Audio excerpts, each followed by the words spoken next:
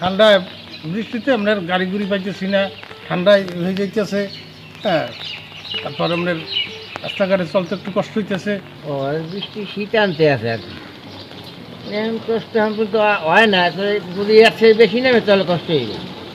যাত্রী নেই, টাকা পয়সা ইনকাম কম, বেশিতে লোকজন নাই রাস্তায়, অনেক ঠান্ডা, হাত টাত খাইয়ে যায়, অনেক ঠান্ডা, রাস্তায় লোকজন কম।